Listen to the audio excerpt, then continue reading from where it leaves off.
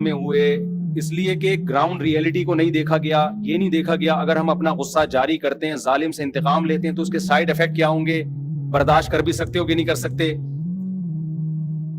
تو جہاں صبر کرنا تھا وہاں صبر نہیں کیا گیا.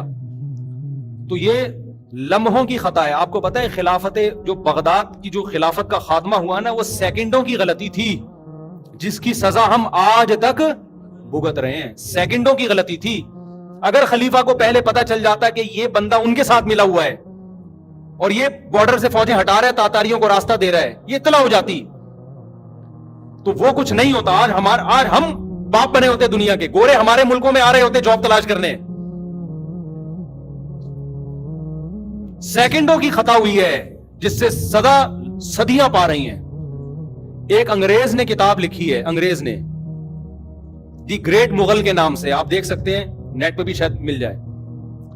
اس نے جو مغل بادشاہوں کی تاریخ بیان کی ہے نا, اس میں جو آخری بادشاہ بہادر شاہ ظفر, اس نے کہا جب بہادر شاہ ظفر سے ہمارا آخری مقابلہ ہوا ہے, آخری مقابلہ, اس میں بہادر شاہ ظفر اگر لڑتا اور اتنے مجاہدین اس کے ساتھ تھے, وہ اگر ہم سے مقابلہ کر لیتا, انگریز بر صغیر سے صفحہ ہستی کے لیے بر صغیر میں صفحہ ہستی سے مٹ جاتا وہ. لیکن بہادر شاہ ظفر کو انگریزوں کے جاسوسوں نے جا کے, جو چاپلوسی پہلے سے کر رہے تھے اس کی, یہ بتایا کہ تم انگریز سے لڑ نہیں سکتے, یہ اس کی کھوپڑی میں انسٹال کر دیا. ایک طرف انگریزوں کے تھوڑے سے فوجی, دوسری طرف پورا دہلی, اتنے مجاہدین نکل کے آ گئے. بہادر شاہ ظفر نے ان کو گوروں سے لڑنے سے منع کر دیا اور بہانہ کر کے نکل لیے پتلی گلی سے کہ میں نماز پڑھنے جا رہا ہوں, عصر کی نماز پڑھنے. یہی ہوا تھا واقعہ. اس نے کہا میری عصر کی نماز رہ گئی, ادھر دیر ہو رہی ہے, میں کیا کر رہا ہوں, نماز پڑھ کے آیا. انگریز نے کیا کیا تھا کہ بہادر شاہ ظفر کے پاس کچھ ایسے لوگ بٹھا دیے تھے جو ہر وقت اس کو انگریز سے ڈراتے رہے کہ انگریز بہت پاورفل ہے. حالانکہ اتنا پاورفل تھا نہیں. مسلمانوں میں تو لڑائی میں کون مقابلہ کر سکتا ہے بھائی, سارے پٹھان جتنے, سارے پنجاب کے لوگ, چودھری وڈیرے, سارے امڑ آئے تھے. بولا ایسی کی تیسی کہاں ہے بھائی, کدھر ہے انگریزوں کے فوجی. لیکن امیر تو خلیفہ تو وہ تھا نا, بادشاہ تو وہ تھا, اس کا آرڈر ہوتا تو لڑتے. اس نے ٹوپی کرا دی. سمجھ رہے ہو, یہاں بھی سیکنڈوں کی خطا ہوئی اور سزا صدیوں نے. پورا ہندوستان مسلمانوں کے ہاتھ سے نکل گیا اور اس کا نقصان انڈیا کو بھی ہوا ہے. آج ہندو خوش ہوتے ہیں کہ مسلمانوں کی حکومت نہیں ہے. مسلمانوں کی جب حکومت تھی ہندوستان زیادہ ترقی کر رہا تھا. اس وقت ہندو, مسلم, سکھ, عیسائی زیادہ چین سے امن سے تھے. آپ کو یقین نہیں آتا, انگریزوں کی تاریخ اٹھا کے دیکھو. انگریز کہتا ہے ہندوستان پہ جو مسلمانوں نے حکومت کی ہے, اتنا شاندار دور ہندوستان پہ کبھی بھی نہیں آیا, اتنا امن اور ایسی ترقی تھی. انگریز نے تو ہندوستان کی واٹ لگائی ہے آ کے, سارے خزانے لے گیا جو لندن میں جو اتنا ترقی کی ہے نا گوروں نے, یہ تو بر صغیر کی دولت سے کی ہے. تو وجہ کیا ہے, پلاننگ نہیں ہے, سوچنا نہیں ہے, ایک دم جلد بازی میں فیصلہ. اب انگریز نے آگے بہادر شاہ ظفر کو بول دیا تم نہیں لڑ سکتے, ایک دم بھائی تو تھوڑا سا سوچ لے, بیٹھ کے تھوڑا مشورے لے لے. پھر کیا ہوا ہے کہ لڑائی نہیں ہوئی, نتیجہ کیا نکلا, بہادر شاہ ظفر کو انگریز نے پکڑ لیا, گرفتار کر کے اس کے بیٹوں کا جو ہے نا, بادشاہوں کا جو شہزادے تھے, ان کا سر کاٹ کے ٹرے میں پیش کیا کہ یہ پہلا تحفہ ہے آپ کی خدمت عالیہ میں. بہادر شاہ ظفر بہت نیک بادشاہ تھا, تہجد گزار تھا, اہل اللہ سے بیعت تھا. اتنی نیکی بھی اس کے کام نہیں آئی. کیوں؟ بہت بڑا فالٹ کیا ہے کہ پلاننگ نہیں ہے.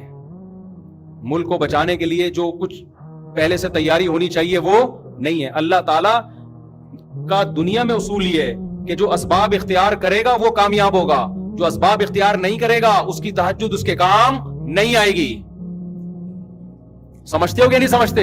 اس لیے ہم لوگوں سے کہتے ہیں دین کے علم کے ساتھ دنیا کا علم بھی ضروری ہے. آپ بہت نیک بھی بن جاؤ نا, پالیسیاں دنیا ہی کی چلیں گی آپ کے اوپر. جب تک آپ سائنس اور ٹیکنالوجی میں ترقی نہیں کرتے, آپ دنیا کو آنکھیں دکھانے کے قابل نہیں ہوگے. یہ بھی ضروری ہے نماز روزہ, یہ تو زیادہ ضروری ہے, اس کی میں نفی نہیں کر رہا, ورنہ تو مادہ پرست بن جاؤ گے, لیکن وہ بھی ضروری ہے. تو غصہ جب حد سے بڑھتا ہے تو کیا ہوتا ہے میرے بھائی, تباہی. حکومتی سطح پہ ہوگا, صدیوں پیچھے مسلمان چلے جائیں گے. اپنی گھریلو زندگی میں ہوگا, گھر ٹوٹتے ہیں اس سے, رشتے ٹوٹتے ہیں اس سے. اسی وجہ سے رسول اللہ صلی اللہ علیہ وسلم کے پاس ایک صحابی آئے, عرض کیا یا رسول اللہ مجھے کوئی نصیحت کیجئے. آپ نے فرمایا لا تغضب, غصہ مت کرو. کیا مطلب, کیا کرو پھر؟ غصے پہ کنٹرول کرو, پھر سوچ بچار کے فیصلہ کرو, تمام پہلوؤں کو سامنے رکھ کے. غصے میں فیصلہ نہیں کرو. نبی صلی اللہ علیہ وسلم نے ایک صحابی کو دیکھا. دیکھیں ہر برائی کی ایک الٹ ہوتی ہے نا, ضد ہوتی ہے. ارے کنجوسی ہے نا, ایک برائی ہے نا کنجوس ہونا, اس کے اپوزٹ کیا ہے؟ سخاوت ہے نا. تو بولیں گے تو پتا چلے گا نا یار, بولیں گے بھائی سخاوت اس کی الٹ ہے نا. بزدلی ایک عیب ہے, اس کے الٹ کیا ہے؟ بہادری. دیکھو کچھ لوگ بزدل بھی نہیں ہوتے, بہادر بھی نہیں ہوتے, نیوٹرل ہوتے ہیں, نارمل سے ہوتے ہیں. کچھ کنجوس بھی نہیں ہوتے لیکن سخی بھی نہیں ہوتے, نارمل سے ہوتے ہیں. لیکن جب کسی چیز کو ڈیفائن کرنا ہو نا, اس کا الٹ, اس کی اپوزٹ پیش کر کے بتایا جاتا ہے. غصہ جو ہے نا, غصہ, اس کا اپوزٹ کیا ہے؟ الحلم والاناہ, بردباری اور جلد بازی سے اجتناب. یہ غصے کا کیا ہے؟ الٹ ہے. کہ جب بھی آپ نے کوئی ڈیسیجن لینا ہو, کوئی فیصلہ کرنا ہو, غصے کو رکھو سائڈ. بیٹا ویڈیو تو نہیں بنا رہے, غصے کو آپ کیا رکھو سائڈ. جب غصہ ٹھنڈا ہو جائے پھر آپ کہو کہ اگر میں اس کے ری ایکشن میں یہ کرتا ہوں تو پھر اس کے ری ایکشن میں کیا کیا ہو سکتا ہے. سالے پہ غصہ آیا,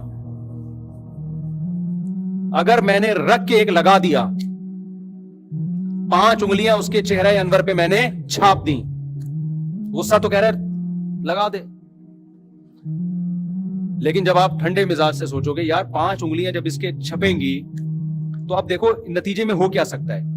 اس کی انگلیوں کا سائز ناپو سب سے پہلے کہ لمبائی کس کی انگلیوں کی زیادہ. سافٹنس دیکھو, آپ اپنا ہاتھ دیکھو کیسا نرم ملائم, اس کا ہاتھ دیکھو گے کھردرا. سمجھ میں آ رہی ہے بات؟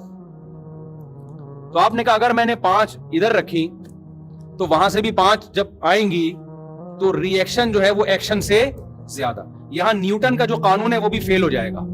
نیوٹن نے کہا تھا جو ایکشن ہوتا ہے تو ری ایکشن بالکل اسی پاور سے ہوتا ہے.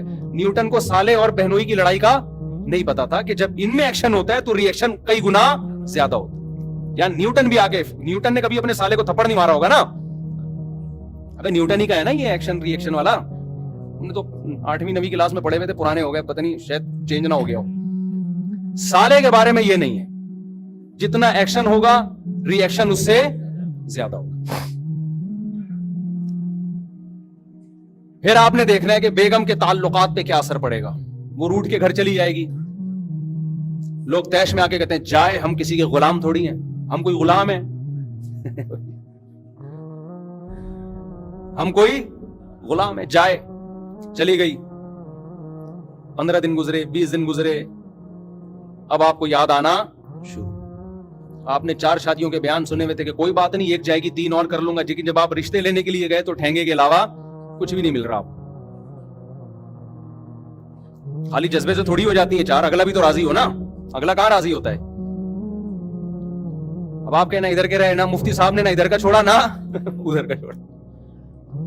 اب آپ جا رہے ہیں بیگم کو منانے کے لیے, تو بیگم جتنی پہلے باپ بنی ہوئی تھی نا, اب آپ کا دادا بن کے گھر میں آئے گی. وہ دیکھ لے گی کہ اس کے اندر جتنا دم تھا میں نے اپنی آنکھوں سے دیکھ لیا, اس سے زیادہ یہ کچھ بھی نہیں کر سکتا. اب وہ پہلے سے زیادہ آپ کے باپ بن کے زندگی گزارے گی. بولے گی اب اس کو دیکھ لیا, یہ اس سے زیادہ کچھ نہیں ہے, اس میں تپڑ نہیں ہے. تو بہتر نہیں تھا کہ پہلے ہی غلامی کر لیتے؟ کیا خیال ہے؟ پہلے ہی ایکسکیوز کر لیتے. جنہوں نے ایکسکیوز کیا نا بیگم کے سامنے 100 سال جی ہیں. وہ ایک آدمی کی عمر تھی 100 سال نا, تو 100 سال ایج تھی اس کی. سالگرہ کے موقع پہ لوگوں نے اس سے انٹرویو لیا کہ یار تم 100 سال تک کیسے زندہ ہو؟ اس نے کہا میں روزانہ 5 کلومیٹر واک کرتا ہوں پابندی کے ساتھ, جب سے میری شادی ہوئی ہے. یہ میری صحت کا راز ہے.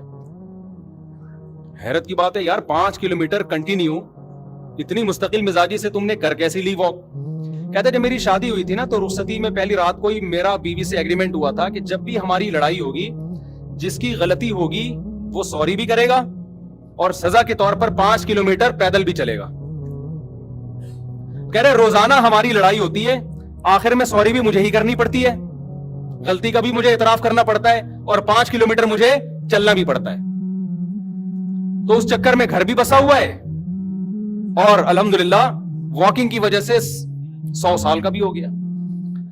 तो अगले ने पूछा कि यार चल तू तो 100 साल का हो गया 5 किलोमीटर चलने की वजह से, तेरी बीवी भी 100 साल की होने वाली है, वो क्या करती है? उसने कहा वो भी रोजाना मेरे पीछे 5 किलोमीटर चलती है, ये देखने के लिए कि चल भी रहा है कि नहीं चल रहा। औरतें निगरानी बहुत करती है ना, वो ये देखने के लिए चलता है कि चल रहा है कि नहीं चल रहा। अकलमंद आदमी था ना। अब जाहिर है रोजाना जब लड़ाई हो रही है तो जरूरी तो नहीं है कि रोजाना इसी की गलती हो, लेकिन इसमें गुस्सा नहीं था, तभी तो 100 साल जिया ही है। इसने कहा भाड़ में जाए, जिसकी भी गलती है सॉरी कर लो, फायदा किसका हो रहा है? अपना ही हो रहा है। तो देखो कितनी लंबी जिंदगी। अगर ये पहले दिन मार धाड़ शुरू कर देता और बिलाखिर गैरत की मिसाल कायम करके जाता तो 50-55 में इसका इंतकाल हो जाना। समझ रहे हैं? तो गुस्सा जारी करने से पहले इंसान देख ले कि इसके साइड इफेक्ट ज्यादा हैं या फायदे